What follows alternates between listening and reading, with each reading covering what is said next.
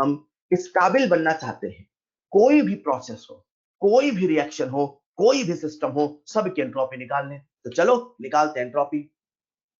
आप सबका ध्यान चाहिए, पहले सुन रहे थे नहीं, जो भी बच्चे हैं, आप लोग पता नहीं कैसे घर में पढ़ते हो, खेलते कूदते रहते हो, खाते पीते रहते हो, ऐसे नहीं।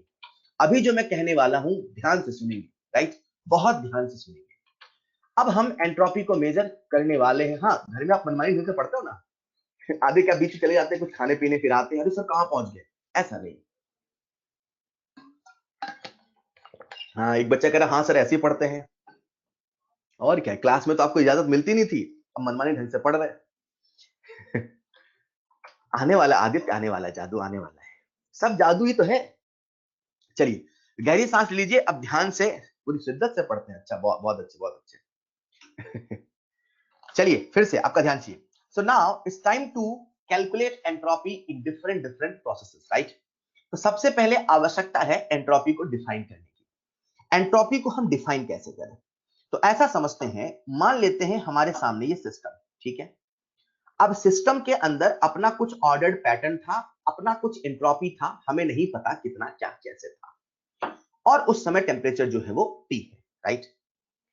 अचानक से क्या हुआ, इस सिस्टम की जो रैंडमनेस है वो बढ़ गई, मतलब तितर बितर हो गया, तो ऐसे तितर बितर में दिखा रहा हूं, ठीक है। हालांकि पहले वाले भी तितर बितर है, पर दूसरा वाला ज्यादा तितर बितर है, राइट।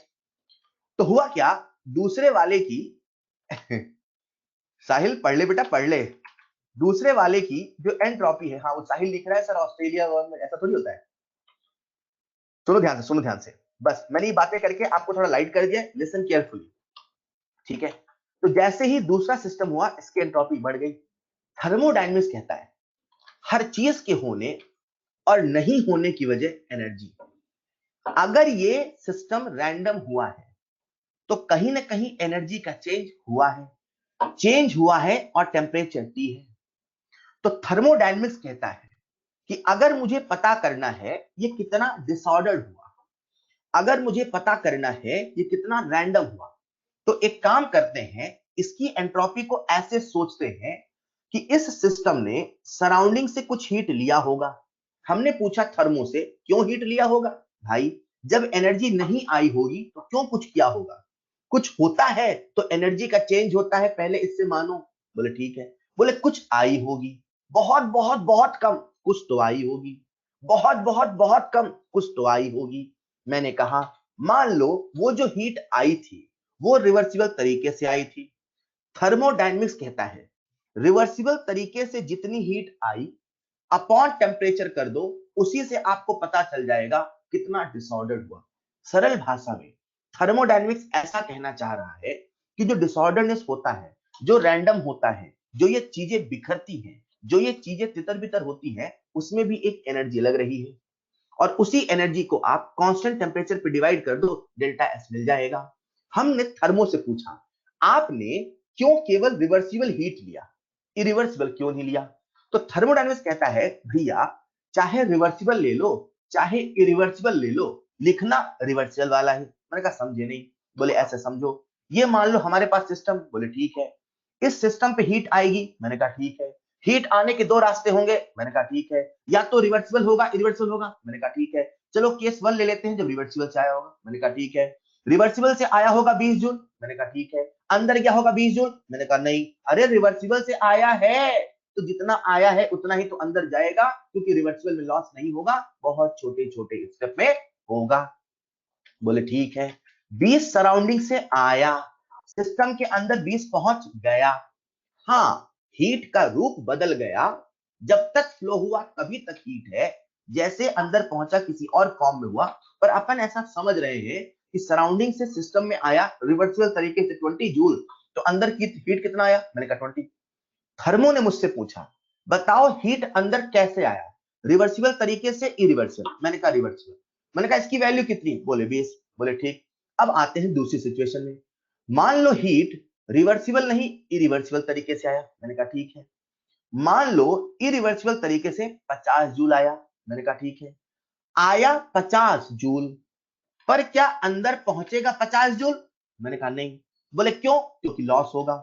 मान लो 50 जूल आया था, अंदर पहुंचा 20 जूल, मान लो अंदर कितना पहुंचा 20 जूल, कितना चला था 50, कितना पहुंचा 20। क्यू इरिवर्सिबल कितना था 50, अंदर कितना पहुंचा 20, लॉस कितना हुआ 30। लॉस कहां हुआ यार, दो ही तो चीज है, सिस्टम है सराउंडिंग है। जब सिस्टम में 20 पहुंचा तो 30 कहां रह गया सर, 30 वही सराउंडिंग में खो गया।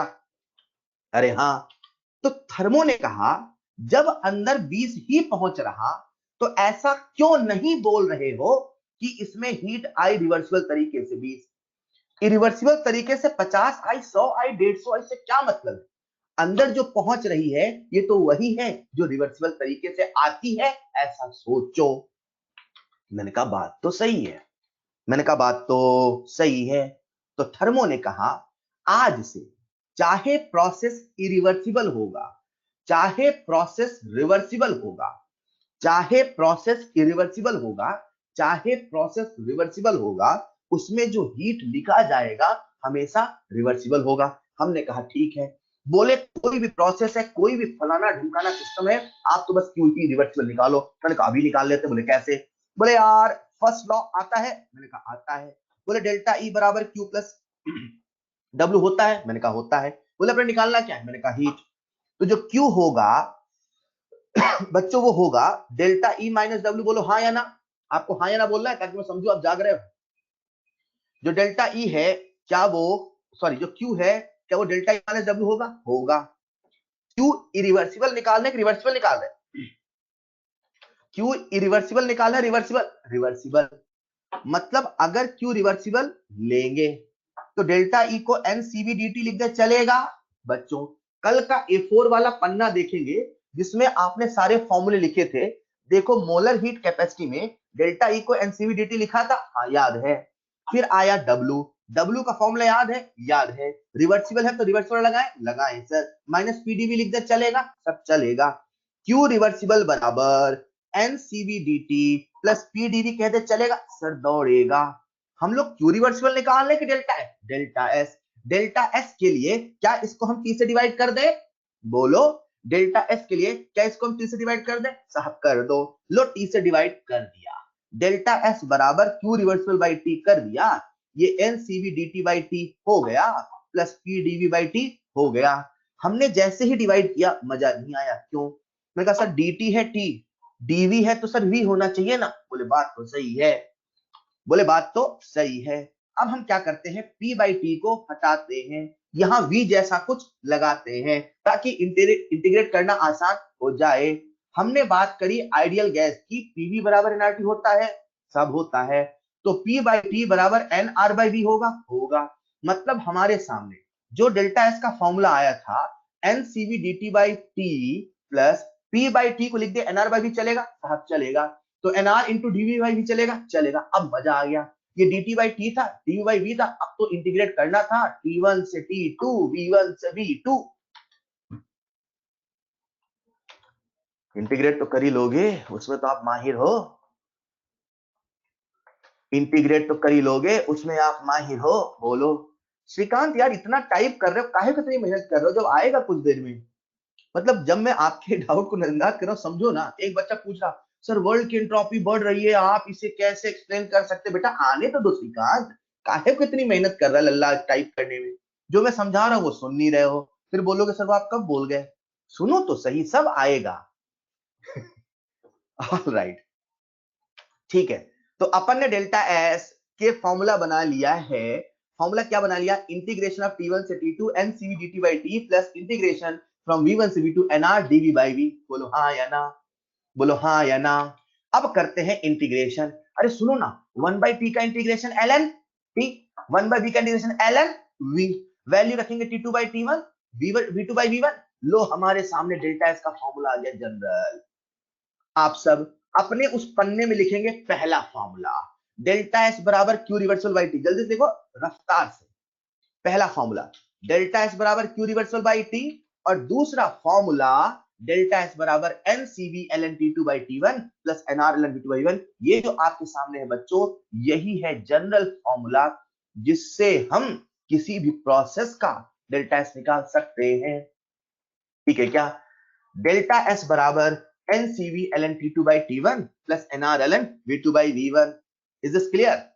अब चलो एक एक प्रोसेस का निकालते हैं। सबसे पहले चलते एडियाबैटिक में। बच्चों आपका ध्यान चाहिए, पहला फॉर्मूला लिख लिया डेल्टा एस का, दूसरा लिख लिया जनरल फॉर्मूला, दो फॉर्मूले हो गए। आपका ध्यान चाहिए, चलो चलते हैं।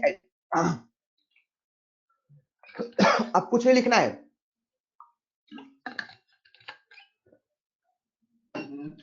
अब लिखना नहीं, अब सुनना है, सुनना है। सबसे पहले एडियाबैटिक चले। एडियाबैटिक, एडियाबैटिक क्या जीरो होता है सब? क्यू। एडियाबैटिक में जब क्यू जीरो है तो डेल्टा एस का फॉर्मूला है Q by T, Q zero हो गया तो डेल्टा एस जीरो। सुनो, एडियाबैटिक प्रोसेस में, एडियाबैटिक प्रोसेस में क्यू जीरो होता है यानी कि डेल्टा एस जीरो होता है, मतलब एंट्रोपी में कोई चेंज नहीं है।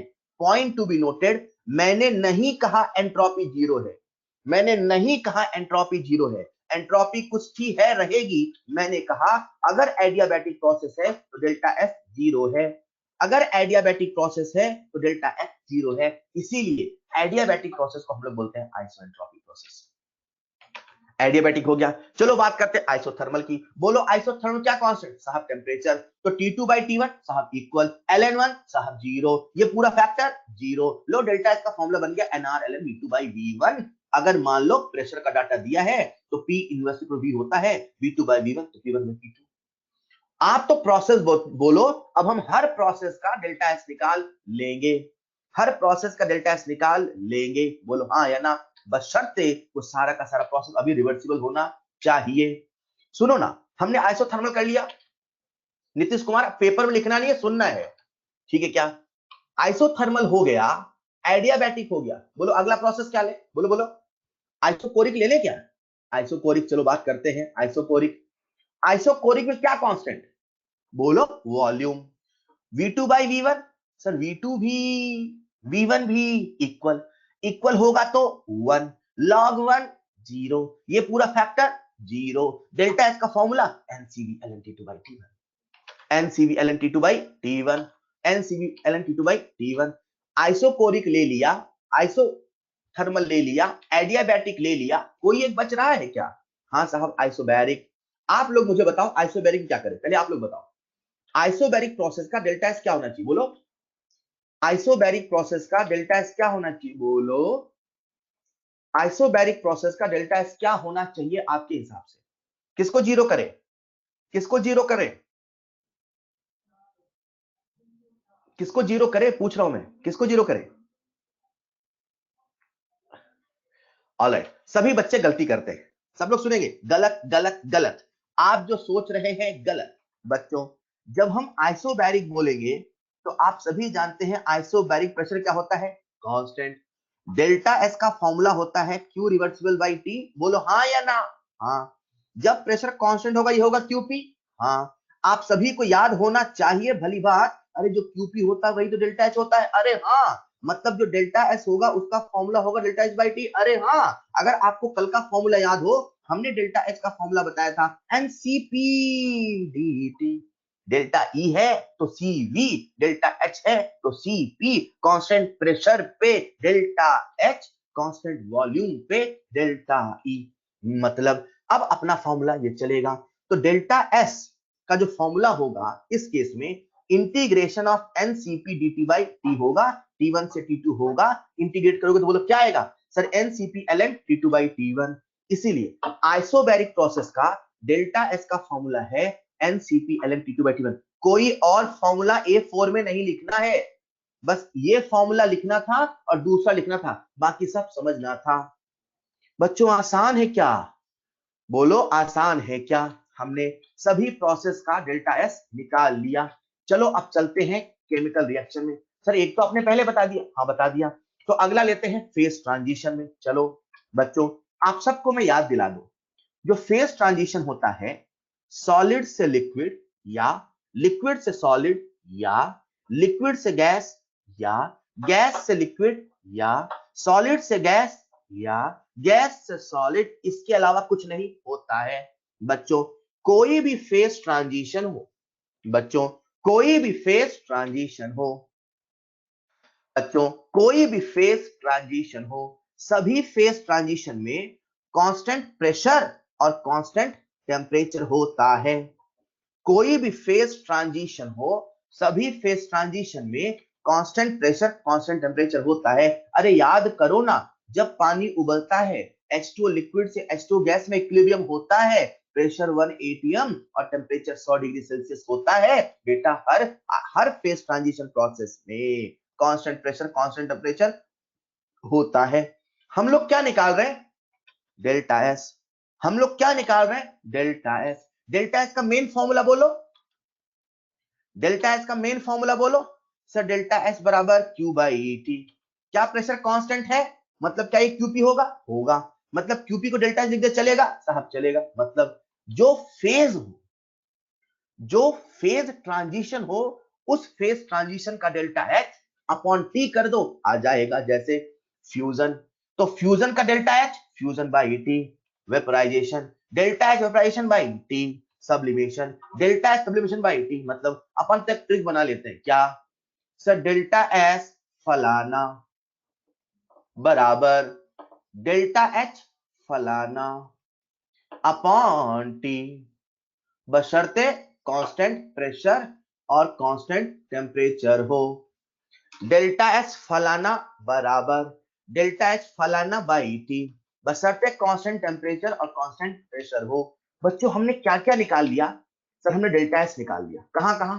सर जनरल फॉर्मूला निकाल लिया, सभी प्रोसेस का निकाल लिया, सभी फेज ट्रांजिशन का निकाल लिया, केमिकल रिएक्शन का भी तो निकाल ही लिया। अरे हाँ, केमिकल रिएक्शन का summation delta S product minus summation delta S reactant. बोलो अब कुछ बच रहा है? सोचो क्या बच रहा है?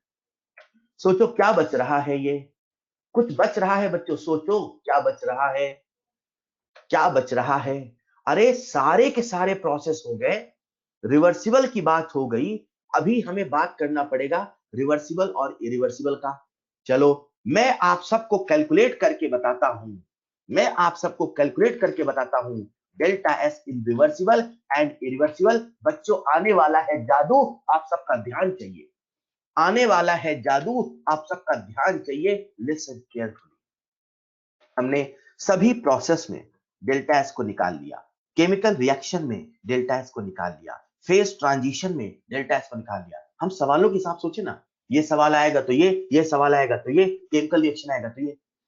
रिवर्सिबल प्रोसेस में कैसे निकालें डेल्टा एस, राइट? थोड़ा सा कंसेप्चुअल है, इसलिए मैं कह रहा हूं ध्यान से सुनना। मान लेते हैं हमारे सामने ये सिस्टम है, ओके? ये सिस्टम है और इधर सराउंडिंग है। सिस्टम और सराउंडिंग के बीच में जो हीट का ट्रांसफर हो रहा है वो रिवर्सिबल तरीके से हो रहा है, ओके? मान लेते हैं सिस्टम से सराउंडिंग, मान लेते हैं सराउंडिंग से सिस्टम, हीट आई रिवर्सिबल तरीके से। बच्चों अंदर का टेम्परेचर T था, बाहर का टेम्परेचर T था। बच्चा मुझसे डाउट पूछता है, सर जब दोनों जगह टेम्परेचर इक्वल है तो हीट फ्लो कैसे हो सकता है? आपने तो कहा था जो हीट है वो एनर्जी का एक रूप है और वो तभी फ्लो होता है जब टेम्परेचर का डिफरेंस होता है। सर अगर टेम्परेचर का डिफरेंस नहीं है तो हीट फ्लो कैसे हो रहा है? तो मैं आपको बताना चाहता हूं, एक्चुअल में जो टेम्परेचर है बाहर का, पल भर के लिए मान लो वो थोड़ा सा ज्यादा है। ये कुछ ऐसा है जैसा रिवर्सिबल प्रोसेस को समझाते समय हमने रेत में से एक रेत को हटाया था। मतलब जो टेम्परेचर है हल्का सा ज्यादा है, मतलब जो हीट आया है रिवर्सिबल तरीके से थोड़ा सा आया है। क्लियर? जैसा हम वहां कहा करते थे P एक्सटर्नल माइनस dP लगभग P इंटरनल के बराबर है, वैसे ही हम यहां कह रहे हैं क्या? T plus dt is approximately equal to T।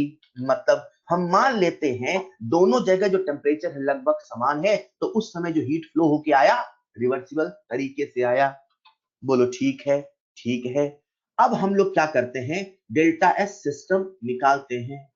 System को हीट मिली कि सिस्टम से हीट गई? सर सिस्टम को हीट मिली, हीट मिली, एनर्जी मिली तो सिस्टम का फायदा हुआ।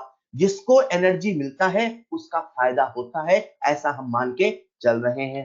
सिस्टम को एनर्जी मिली मतलब plus Q reversible by eighty. Surrounding का भी डेल्टा एस निकालते हैं। सराउंडिंग से एनर्जी गई कि आई? सर सराउंडिंग से गई। जब सराउंडिंग से एनर्जी चली गई बच्चों तो सराउंडिंग का नुकसान हुआ कि फायदा? सर नुकसान हुआ। नुकसान होना कैसे लिखते हैं? माइनस से। तो क्या लिखेंगे? Minus Q reversal by ET. बच्चों अब हम लोग क्या करते हैं, निकालते हैं डेल्टा एस टोटल। सर हम डेल्टा एस टोटल क्यों निकाल रहे हैं? नंबर वन, हम पूरे वर्ल्ड की, पूरे टोटल का मतलब क्या? सिस्टम प्लस सराउंडिंग टोटल, और सिस्टम प्लस सराउंडिंग मतलब क्या? यूनिवर्स। हम पूरे यूनिवर्स की एंट्रोपी में चेंज पता करना चाहते हैं। सिस्टम और सराउंडिंग में अगर रिवर्सिबल प्रोसेस होता है तो एंट्रोपी में चेंज क्या हुआ, हम ये पता करना चाहते हैं। तो जैसे ही लिखते हैं delta S system plus delta S surrounding, तो यहां आता है बच्चों Q by T minus Q by T which comes out zero. सुनो सुनो सुनो, अगर कभी कोई प्रोसेस रिवर्सिबल तरीके से होता है, अगर कभी कोई प्रोसेस रिवर्सिबल तरीके से होता है, बहुत बहुत बहुत छोटे स्टेप पे, बहुत बहुत धीरे होता है, तो सिस्टम की एंट्रोपी नहीं, सराउंडिंग की एंट्रोपी नहीं, डेल्टा एस टोटल जीरो होता है। सिस्टम की एंट्रोपी जीरो हो भी सकती है, नहीं भी। सराउंडिंग की एंट्रोपी जीरो हो भी सकती है, नहीं भी। लेकिन delta S total guarantee zero होगा अगर कोई प्रोसेस रिवर्सिबल होगा। इसे ऐसे फील करो, जब सब कुछ थमा थमा सा है, जब कुछ हो ही नहीं रहा, तो उससे रैंडमनेस कहां से आएगी, कहां से चीजें डिस्टर्ब होंगी? हवा चलते चलते रुक सी जाए, नदी बहते बहते रुक जाए, धरती घूमते घूमते रुक जाए, बहुत धीरे धीरे बहुत छोटे छोटे स्टेप में हो, उससे एंट्रोपी में चेंज नहीं आएगा। Delta S total zero. ये जो हमने कैलकुलेट किया डेल्टा एस टोटल, ये रिवर्सिबल का था। अभी हम कैलकुलेट करते हैं इरिवर्सिबल का। राइट, आप सबका मुझे पूरा ध्यान चाहिए। जैसे ही हम चलते हैं इरिवर्सिबल में, राइट, तो इरिवर्सिबल प्रोसेस का मतलब है कि हमारे पास एक सिस्टम है, ठीक है, यहां का टेम्परेचर T1 है, ये सिस्टम है। यहां पे हमारे पास बच्चों सराउंडिंग है, और सराउंडिंग का टेम्परेचर T2 है। जब हम रिवर्सिबल कह रहे थे तो रिवर्सिबल में हम सिस्टम और सराउंडिंग का टेम्परेचर लगभग एक था, तभी तो हीट रिवर्सिबल आएगा ना। लेकिन यहां पे टेम्परेचर अलग अलग है। टेम्परेचर अलग अलग है तो कोई बड़ा तो कोई छोटा होगा। मान लेते हैं पल भर के लिए T1 T2 से बड़ा है। मान लेते हैं पल भर के लिए T1 T2 से बड़ा है। हमें, आप सबको पता है, आप सबको पता है कि जो गर्म चाय की प्याली है वही ठंडी होती है। आप सबको पता है जो हीट है वो हॉटर ऑब्जेक्ट से कोल्डर ऑब्जेक्ट की ओर मूव करता है। आप सबको पता है जो हीट है वो हाई टेम्परेचर से लो टेम्परेचर मूव करता है। बोलो, क्या आप सबको पता है? पल भर के लिए जो पता है उसे भूल जाओ, भूल जाओ। आपको पता है और फिर उसे भूल जाओ। आपको पता है कि जो हीट है हाई टेम्परेचर से लो टेम्परेचर फ्लो होना चाहिए। अब इसे भूल जाओ। अरे भूल जाओ, बोलो भूल गए। हमें नहीं पता हीट कहां से कहां जाती है। हम पता करने वाले हैं हीट कहां से कहां जाती है। हम पता करने वाले हैं हीट कहां से कहां जाती है। हम पल भर के लिए मान लेते हैं मुझे नहीं पता हीट कहां से कहां जाएगी, पर यह पता है कि टेम्परेचर का डिफरेंस है तो हीट कहीं ना कहीं जाएगी। हमें नहीं पता हीट कहां से कहां जाएगी, पल भर के लिए मान लेते हैं हीट सराउंडिंग से सिस्टम में आई है। हेलो, प्रोसेस इरिवर्सिबल हुआ है। ये जो प्रोसेस है इरिवर्सिबल है, मतलब हीट आई होगी इरिवर्सिबल तरीके से। अरे टेम्परेचर का डिफरेंस तो झटके से आया होगा। वही वाली बात है, मान लो 50 जूल आया है पर अंदर तो 20 जूल पहुंचा है। हमें मतलब किससे है? जो अंदर पहुंचा कि जो आया है? सर जो अंदर पहुंचा। क्यों? सर जो अंदर पहुंचा वही अंदर है। चला तो 50 था तो सर जो 30 है वो तो बाहर रह गया। ऐसा नहीं लग रहा बाहर से चला ही 20 था? बच्चों एक बार सुन लो, बाहर से चला कितना? 50 है। अंदर पहुंचा कितना? 20 है। तो 30 का क्या हो गया? लॉस। सर लॉस क्यों हुआ? क्योंकि इरिवर्सिबल है। जो लॉस हुआ वो कहां रह गया? सराउंडिंग में। जब लॉस सराउंडिंग में ही रह गया तो ऐसा नहीं बोल सकते कि सर 20 ही तो चला था, पर 20 चला था नहीं बोल सकते क्योंकि चला तो 50 था। तो ऐसा बोलो कि 20 रिवर्सिबल तरीके से चला था। अरे यार इसको फील कर लिया तो मजा आएगा। 20 रिवर्सिबल तरीके से चला था, मतलब वही वाली बात है कि चाहे इरिवर्सिबल हो चाहे रिवर्सिबल हो, जब भी हम डेल्टा एस लिखेंगे हीट तो रिवर्सिबल ही लिखेंगे। चाहे प्रोसेस रिवर्सिबल हो चाहे प्रोसेस इरिवर्सिबल हो, जो हम हीट लिखेंगे वो तो रिवर्सिबल वाला ही लिखेंगे। यहां हीट कितनी आई थी वो नहीं लिखेंगे, कितनी अंदर पहुंची वो लिखेंगे। जब हम डेल्टा लिखेंगे तो 20 ही लिखेंगे, चाहे चली वहां से 50 ही क्यों ना हो।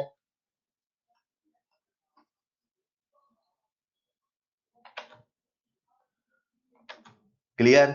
हमने कहा कि मान लो सराउंडिंग से सिस्टम में हीट आई, वो जो हीट आई कुछ रिवर्सिबल तरीके से आई। सिस्टम का टेम्परेचर है T1, सराउंडिंग का टेम्परेचर है T2। हमें नहीं पता हीट कहां फ्लो होती है, हमने मान लिया कि हीट सराउंडिंग सिस्टम में फ्लो होती है, ये मानते हुए हमने डेल्टा एस सिस्टम लिखा। अभी हम सब कुछ मान के चल रहे हैं, देखते हैं जो माने हैं वो सही है कि नहीं। डेल्टा एस सिस्टम लिखते हैं बच्चों, तो सिस्टम को हीट मिली तो क्या लिखेंगे, प्लस क्यू बाई T1। ऐसे ही बच्चों हम डेल्टा एस सराउंडिंग लिखेंगे तो बोलो क्या लिखेंगे, आप लोग बोलो ना, minus Q reversible by T2। बच्चों सुनिएगा, दोनों जगह टेम्परेचर अलग अलग था, हमने जो हीट लिखा वो रिवर्सिबल ही लिखा। सरल भाषा में, चाहे सिस्टम चाहे रिवर्सिबल हो चाहे इरिवर्सिबल हो, जब हम डेल्टा एस में हीट लिखते हैं तो रिवर्सिबल हीट लिखते हैं। ओके, हमने सिस्टम की एंट्रोपी लिख ली, हमने सराउंडिंग की एंट्रोपी लिख ली, अब हम लिखते हैं डेल्टा एस टोटल। बच्चों जब हम डेल्टा एस टोटल लिखेंगे तो कैसे लिखेंगे, delta S system plus delta S surrounding. बोलो ऐसे लिखेंगे नहीं लिखेंगे, हाँ लिखेंगे। बोलो बच्चों डेल्टा एस सिस्टम की वैल्यू कितनी, सर क्यू बाई T1। बोलो बच्चों डेल्टा एस सराउंडिंग कितना, क्यू बाई T2। बच्चों एक बात बताओ, क्या क्यू और क्यू दोनों इक्वल है, हाँ इक्वल है, क्योंकि दोनों रिवर्सिबल है ना यार। ठीक है, क्या T1 T2 इक्वल है, नहीं सर, बड़ा कौन है, T1। ऐसा है कि हमने माना है, हमने माना है पल भर के लिए। T1 जो है वो क्या है, बड़ा। मैं आपसे पूछ रहा हूं, T1 बड़ा है तो Q बाई T1 छोटा होगा कि बड़ा, बोलो ना। Q बाई T1 छोटा होगी कि बड़ा, बोलो बोलो। Q बाई T1 छोटा होगा कि बड़ा, छोटा। मतलब ये जो है वो है छोटा, बोले तो स्मॉल। और Q बाई T2 कैसा होगा, बड़ा, बोले तो बिग। लिसन केयरफुली, जब आप यहां का डेल्टा एस टोटल निकालोगे, स्मॉल माइनस बिग करोगे तो नेगेटिव आएगा। थर्मोडायनेमिक्स कहता है अगर कभी डेल्टा एस टोटल निगेटिव आता है, अगर कभी डेल्टा एस टोटल निगेटिव आता है तो जैसा सोच रहे हो प्रोसेस वैसा नहीं होगा। मतलब हमने सोचा कि हीट सराउंडिंग से सिस्टम में आया, क्योंकि डेल्टा एस टोटल निगेटिव आया, तो थर्मोडायनेमिक्स कहता है ऐसा हो ही नहीं सकता, सराउंडिंग से सिस्टम में हीट नहीं आ सकता। हायर टेम्परेचर T2 है तो T2 से T1 में हीट नहीं आ सकता। थर्मोडायनेमिक्स कहता है यहां पे जो हीट की फ्लो होने की डायरेक्शन होगी, यहां पे जो हीट के फ्लो होने की डायरेक्शन होगी वो T1 से T2 होगी, तभी डेल्टा एस टोटल पॉजिटिव होगा, तभी डेल्टा एस टोटल पॉजिटिव होगा, तभी डेल्टा एस टोटल पॉजिटिव होगा।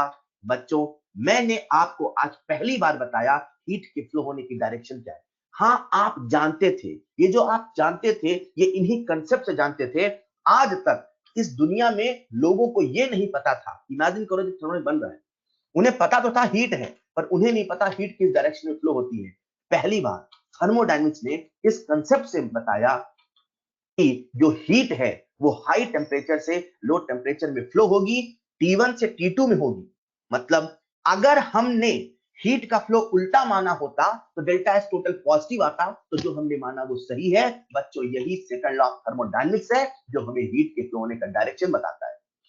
थर्मोडायनेमिक्स का जो सेकंड लॉ है दैट इज स्लॉट, थर्मोडायनेमिक्स का जो सेकंड लॉ है दैट इज स्लॉट, वो ये कहता है कि जो हीट होता है हमेशा हाई टेम्परेचर से लो में होता है।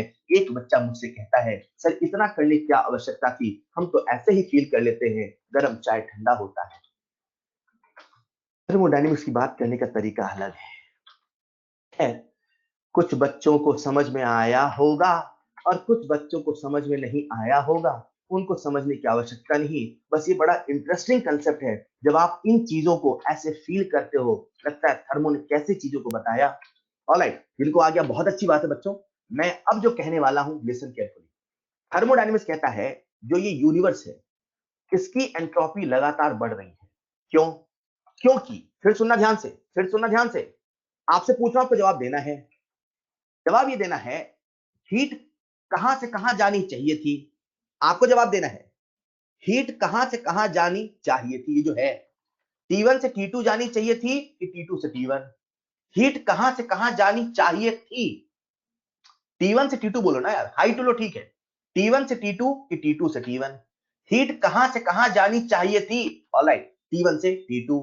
मेरा अगला सवाल, जब हीट T1 से T2 जाती, मेरा अगला सवाल, जब हीट T1 से T2 जाती, जब हीट T1 से T2 जाती, तो आपसे पूछ के जाती कि अपने आप जाती?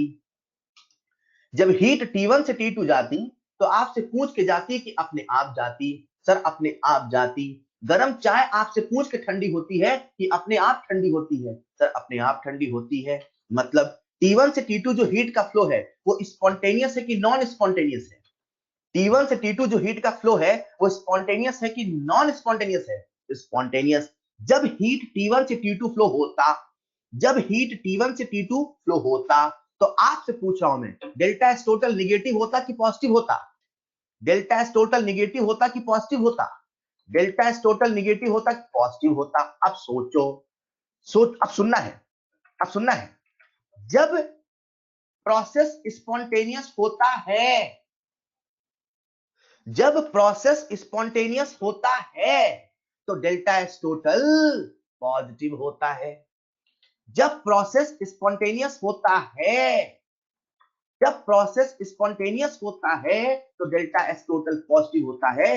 थर्मोडायनेमिक्स कहता है हमारे आसपास जो नेचुरल प्रोसेसर है वो स्पॉन्टेनियस है। तो इसको ऐसे समझो, जब वो हो रही है तो यूनिवर्स की एंट्रोपी बढ़ रही है। जब वो हो रही है तो यूनिवर्स की एंट्रोपी बढ़ रही है। यही है सेकंड लॉ ऑफ थर्मोडायनेमिक्स। क्या?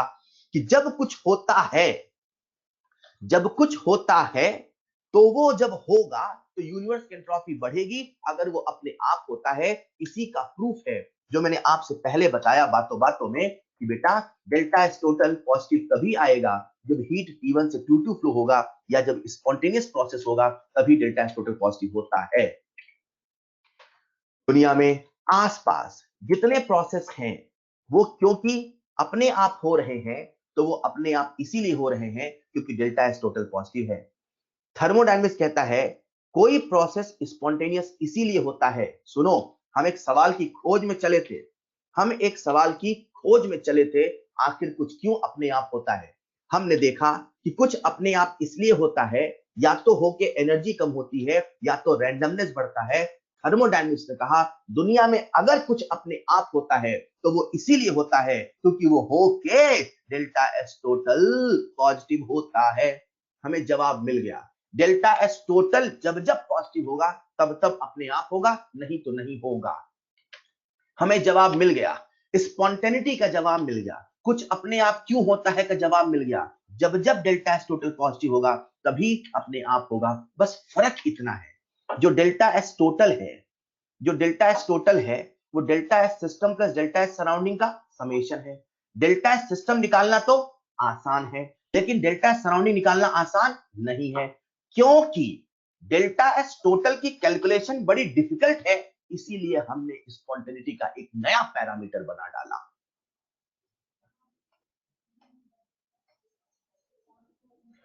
क्योंकि डेल्टा एस टोटल का कैलकुलेशन आसान नहीं है, इसीलिए हमने स्पॉन्टेनिटी का नया पैरामीटर बना डाला। और वो जो नया पैरामीटर था, जिसका नाम आपको नेक्स्ट क्लास में बताया जाएगा, that is Gibbs free energy. But फिलहाल अभी आपको इतना याद हो, नाउ वी हैव आंसर। हम जिस सवाल की खोज में चले थे, आखिर कुछ क्यों अपने आप होता है, जवाब मिल गया, इसीलिए होता है क्योंकि हो के डेल्टा एस टोटल पॉजिटिव होता है। क्लियर? तो जब जब डेल्टा एस टोटल पॉजिटिव होगा, सुन लो, जब जब डेल्टा एस टोटल पॉजिटिव होगा, मतलब delta total greater than zero होगा, मतलब delta system plus delta surrounding greater than zero होगा, तभी तभी कोई प्रोसेस स्पॉन्टेनियस होगा, नहीं तो नहीं होगा। आई होप आप सबको क्लियर है। यहाँ पे बहुत सारे न्यूमेरिकल हैं जो हम नेक्स्ट क्लास में करेंगे। यहाँ वही सारी बातें हैं। डेल्टा एस टोटल पॉजिटिव यानी कि spontaneous process, delta S total negative यानी कि नॉन स्पॉन्टेनियस, और डेल्टा एस टोटल जीरो यानी कि process is at equilibrium, right. तो जो सारे सवाल हैं कर ले क्या, एक दो सवाल कर ले क्या, फिर नेक्स्ट क्लास में करते हैं। अभिषेक बेटा फील वाली बातें हैं, बाकी आप सबको। हाँ निखिल, 2 ही फॉर्मूले आए, बाकी कल फॉर्मूले आएंगे ना। एक बच्चा कह रहा है सर आपने हमारा A4 साइज का पेपर बर्बाद करा दिया, तो उसमें 2 ही फॉर्मूले लिखे। कोई बात नहीं निखिल, कल लिख लेंगे, परेशान मत हो, पेपर काम आ जाएगा। ऑलराइट, एक दो सवाल कर लेते हैं यार, अभी 5 मिनट और ले लूं आपके, 5 मिनट और, ताकि फील आ जाए ना, मजा नहीं आएगा, फिर कल आप भूल जाओगे सब। 2 सवाल कर लेते हैं, ऑलराइट। हाँ हाँ, तो एक सवाल आप सबके सामने स्क्रीन पर, पहला सवाल जल्दी से बताएंगे। In which of the following cases, simple simple है, सॉल्व नहीं करना पड़ेगा। In which of the following cases entropy decreases, फटाफट ओरल सवाल है। ये लिखा है एक्चुअली सॉलिड से लिक्विड, ऐसे लिखा है एरो बना के, है ना, सॉलिड से लिक्विड बना है, कोई भी बता देगा। सॉलिड से लिक्विड बना, एंट्रोपी बढ़ी है, एक्सपांशन ऑफ गैस एंट्रोपी बढ़ी है, डिसोल्यूशन ऑफ क्रिस्टल मिला रहे हो, घोल रहे हो, तो क्या होगा, एंट्रोपी बढ़ी। आपसे घटी पूछा है, पॉलीमराइजेशन। यार the correct answer is polymerisation, बहुत बढ़िया, शानदार, सबने सही जवाब दिया। अगला सवाल आप सबके सामने स्क्रीन पर, आखिरी सवाल है पक्का।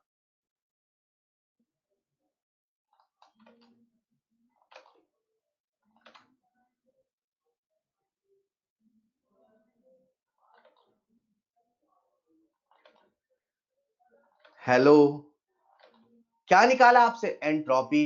तो डेल्टा एस का फॉर्मूला लगाएं क्या, डेल्टा एस का फॉर्मूला लगाइए बच्चों, डेल्टा एस बराबर NCV/Ln। अब जो आपने फॉर्मूले में लिखे थे ना उसको याद करो, NCV/Ln T2/T1 plus NR/Ln V2/V1। देखो क्या कांस्टेंट है, टेम्परेचर, इसको भूल जाओ। मतलब डेल्टा एस का फॉर्मूला क्या लगाना आपको, NR/Ln V2/V1। वॉल्यूम दिया है, प्रेशर, सब प्रेशर दिया है, तो उसको अपन क्या लिख सकते हैं, NR/Ln P1/P2। लॉग में कन्वर्ट कर ले सर, कर लेते हैं, 2.303 NR log P1/P2। एक बच्चा सॉल्व कर रहा था, एक बच्चा सॉल्व कर रहा था, उसने मुझसे कहा यार सर, अगर अपन ध्यान से देखें, ये जो फॉर्मूला लिखा अपन ने, ये तो वर्क वाला फॉर्मूला है। मैंने कहा बिल्कुल सही। यार याद करो ना, आइडियल गैस की बात चल रही है, आइडियल गैस के लिए डेल्टा ई बराबर क्यू प्लस डब्ल्यू होता है, हाँ होता है। डेल्टा ई जीरो हो गया तो क्यू बराबर डब्ल्यू नहीं है, हाँ सही बात है। डब्ल्यू का फॉर्मूला आपको याद है क्या, 2.303 nRT log V2/V1। अरे वही तो लिखा हुआ है। हेलो, फॉर्मूला लगाओ, आंसर पाओ, खुशी की गीत गाओ। फॉर्मूला लगाओ, आंसर पाओ, खुशी गीत गाओ। आप सबके सामने आंसर है, and the correct answer is 46.6 calorie पर केल्विन। आंसर जूल में भी निकाल सकते हो। हाँ ठीक है, जिन बच्चों ने जूल में दिया चलेगा, जिन बच्चों ने जूल में दिया चलेगा, इंटू 4 कर दो ना यार, जूल के लिए क्या करोगे आप, 46.06 इंटू 4.2 निकाल लो, 4 चौको 16, कितना आ रहा है, 180 के आसपास आएगा, कुछ देख लीजिए। हाँ बहुत अच्छे, बहुत अच्छे, क्या बात है। एक बच्चा मुझसे बोल रहा फॉर्मूला कैसे याद करना है, बेटा फॉर्मूला एक ही आपको याद करना है, डेल्टा एस का जनरल फॉर्मूला। उसके बाद जैसा मैंने आपको सिखाया, कंडीशन के हिसाब से नेगलेक्ट करते रहिए, है ना, तो वो आपको करना पड़ेगा। फिर भी कोई बच्चा नहीं याद कर पाता है, बेटा लिख लिख के याद करो, सुबह दोपहर शाम, खाना खाने के पहले, खाना खाने के बाद याद करो, याद होगा कैसे नहीं, पागलों की जैसे याद करो, जुनून से याद करो, होगा कैसे नहीं। दैट्स ऑल फॉर टुडे, मिलते हैं नेक्स्ट क्लास में, थैंक यू सो मच। आप सबके पास लिंक है ही, हैंडआउट जो है आपको लिंक पे मिल जाएगा, ओके। पढ़ते रहें पूरी ताकत से, पूरी हिम्मत से,